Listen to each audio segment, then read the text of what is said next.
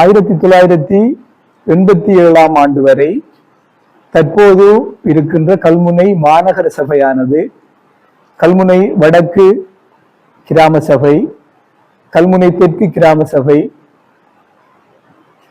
கல்முனை கரைவாகு மேற்கு கிராம சபை, கல்முனை பட்டின சபை என்று 4 நிர்வாக பிரிவுகளாக இயங்கி வந்தது. 87 ஆண்டின் பின்னர் ஏற்பட்ட நிர்வாக மாற்றத்தின் காரணமாக இந்த 4 சபைகளும் ஒன்றாக இணைக்கப்பட்டு கல்முனை பிரதேச சபையாக இயங்கி வந்தது. மறைந்த முன்னாள் முஸ்லிம் காங்கிரஸ் தலைவர் அமைச்சர் மர்ஹூம் MHM அஸ்ரப் அவர்கள் எடுத்த முயற்சியின் காரணமாக கல்முனை பிரதேச சபையானது 2001 ஆண்டு கல்முனை மாநகர சபையாக தரம் உயர்த்தப்பட்டு தற்போது கல்முனை மாநகர சபையாக இயங்கி வருகின்றது. முன்பு இருந்த நிர்வாக திட்டத்திற்கு அமைவாக மருதமுனையானது அயற் தமிழ் கிராமங்களுடன் இணைந்ததாக கரைவாகு வடக்கு கிராம சபை எனும் பெயரில் இயங்கி வந்தது. மீண்டும் அதுபோல் மருதமுனை பிரதேசத்துக்கு தனியான பிரதேச அல்லது நகர சபை ஒன்று வேண்டும் என்ற கோரிக்கை நீண்ட காலமாக மருதமுனை மக்களால் விடுக்கப்பட்டு வருகின்றது. அதற்கமையாக அண்மையில் கூடிய மருதமுனை அனைத்து பள்ளிவாசல்கள் அமையமானது. இந்த கோரிக்கையினை மீண்டும் வலியுறுத்தி அதில் வெற்றி பெற வேண்டும் என்று தீர்மானித்ததற்கு அமைவாக எங்களால்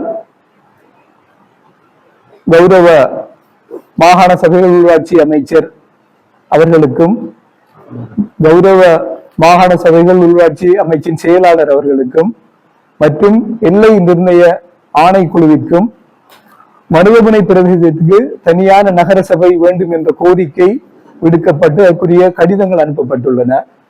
எங்களால் எடுக்கப்பட்ட தீர்மானத்திற்கு அமைவாக ஒரு ஊடகவியலாளர் சந்திப்பு ஒன்றை ஒழுங்கு செய்து இதன் நோக்கத்தினை மக்களுக்கு தெளிவுபடுத்த வேண்டும் என்ற தீர்மானத்திற்கு அமைவாக இன்றைய ஊடகவியலாளர் சந்திப்பு ஒழுங்கு செய்யப்பட்டிருக்கின்றது. எங்களுடைய நடவடிக்கையின் முதற்கட்டமாக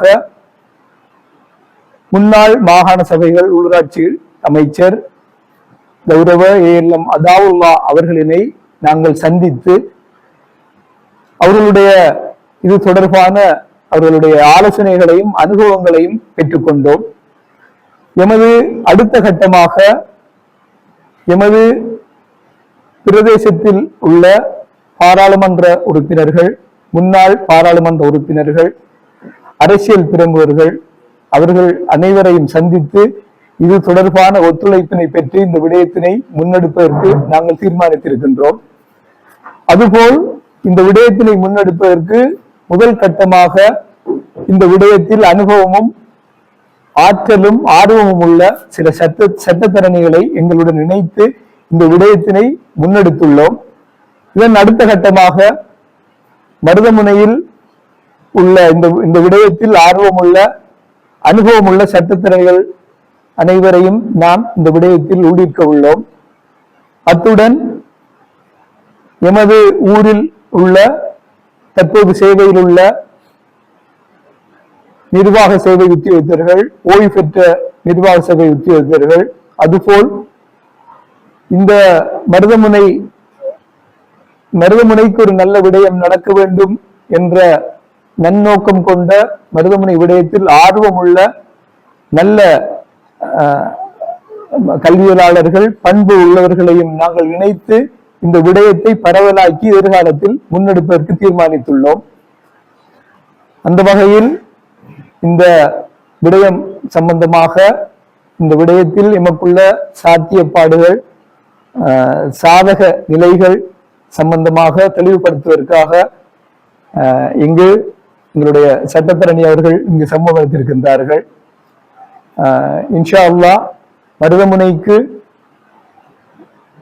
மருதமுனைக்குள்ள வளங்கள், மருதமுனைக்குள்ள வர்த்தக நிலையங்கள், மருதமுனைக்குள்ள சனத்தொகை, கிராம சேவர் பிரிவுகள் அனைத்தும் மருதமுனைக்கும் ஒரு தனியான நகர சபை கோருவதற்குரிய தார்மீக உரிமை மருதமுனைக்கு உள்ளது என்பதனை உறுதிப்படுத்தி நிற்கின்றது. அந்த வகையில் மருதமுனை அனைத்து பள்ளிவாசல்கள் அமையத்தினால் இந்த விடயம் முன்னெடுக்கப்படுகின்றது.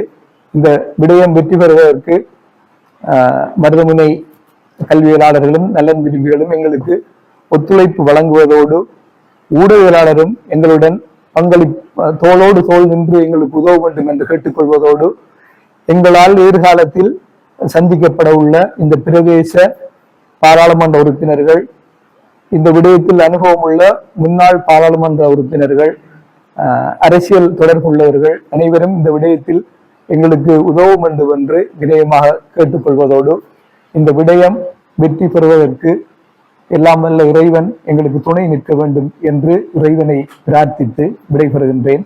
அஸ்ஸலாம்.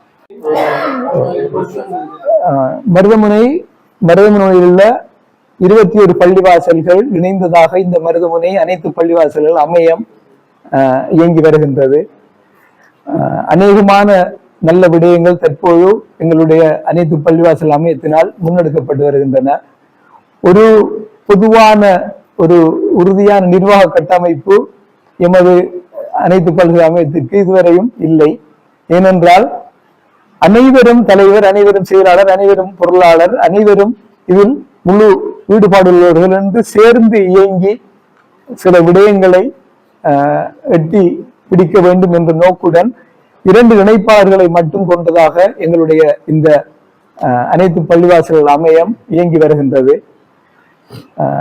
நிர்வாக ரீதியாக நிர்வாக பிரிவுகள் இடம்பெறுகின்ற போது அந்த நிர்வாக ரீதியாக தெரிவு செய்யப்பட்டவர்கள் இந்த விடயத்தை பார்த்துக் கொள்ள வேண்டும் என்று மற்றவர்கள் ஒதுங்கி இருப்பதுதான் நிர்வாக இவ்வாறான அமையங்களினதும் சங்கங்களினதும் வளமை. அவ்வாறு இல்லாமல் அனைவரும் நமது சங்கம் என்ற ஈடுபாடுடன் இயங்க வேண்டும் என்ற நோக்கில்தான் எங்களால் இவ்வகையான கட்டமைப்பு ஏற்படுத்தப்பட்டு 2 இணைப்பாளர்களை மட்டும் கொண்டு இந்த அமையம் இயங்கி வருகின்றது.